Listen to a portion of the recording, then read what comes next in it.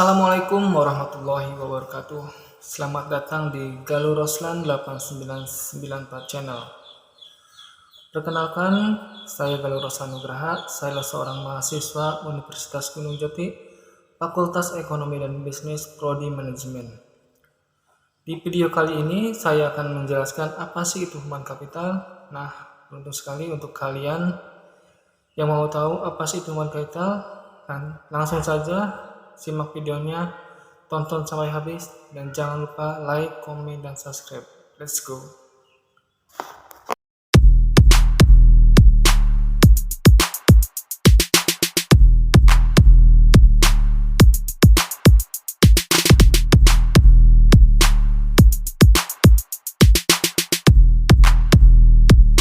Istilah human capital pertama dikemukakan oleh seorang ekonom bernama Theodore Schultz yang berpendapat bahwa peningkatan kesejahteraan pada perusahaan tidak tergantung pada tanah, peralatan, energi, sumber daya, melainkan pada kompetensi pengetahuan dari pegawainya.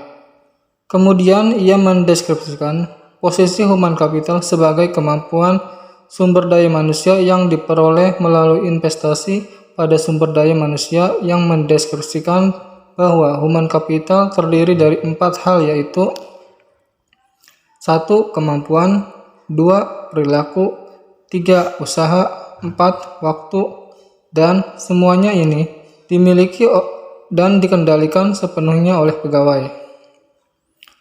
Untuk mendeskripsikan human capital sebagai kombinasi dari keempat faktor tersebut sebagai berikut. Yang pertama, karakteristik atau sifat yang dibawa pada pekerjaan, misal inteligensi, energi, sikap positif, keandalan, dan komitmen. Yang kedua, kemampuan seseorang untuk belajar, yaitu kecerdasan, imajinasi, kreativitas, dan bakat. Yang ketiga, motivasi untuk berbagi informasi dan pengetahuan, yaitu semangat tim dan orientasi tujuan. Peran human capital sebagai kunci keunggulan organisasi. Kunci keunggulan organisasi terdiri dari 3 kelompok utama dari aset perusahaan, yaitu 1. Aset finansial, 2. Aset fisik, 3. Aset tak terwujud. 1. Aset finansial, misalnya uang tunai dan surat berharga, aset disebut finansial kapital. Yang kedua, aset fisik terdiri atas peralatan, gedung, dan tanah. Yang ketiga, aset tak terwujud seperti modal, organisasi, aliansi bisnis, pelanggan, merek, reputasi, dan modal intelektual.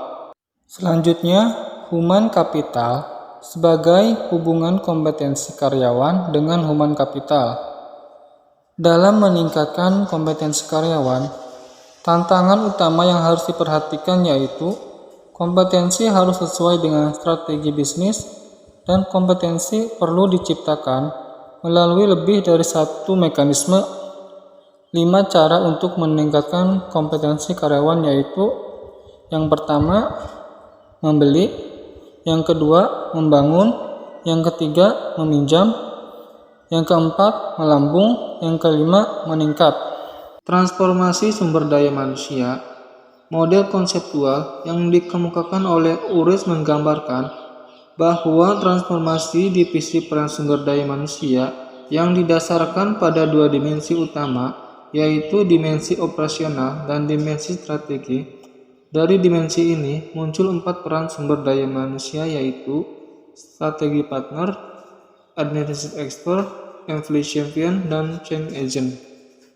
Strategi partner, yaitu Departemen SDM harus mampu menjadi partner bagi manajer lini dan manajemen lainnya dalam mengeksekusi strategi dan membantu merealisasikan perencanaan. Administrative expert membantu tercapainya efisiensi administratif dan memastikan bahwa kos dapat dikurangi dan kualitas tetap terjaga secara kontinu. Employee champion, Departemen SDM harus dapat menunjukkan komitmennya terhadap manajemen dan pada waktu yang sama berusaha meningkatkan kontribusi karyawan lebih besar. Change agent. Departemen SDM harus dapat menjadi agen perubahan yang kontinu, membantu proses-proses dan kultur secara bersama, meningkatkan kapasitas organisasi untuk lebih baik.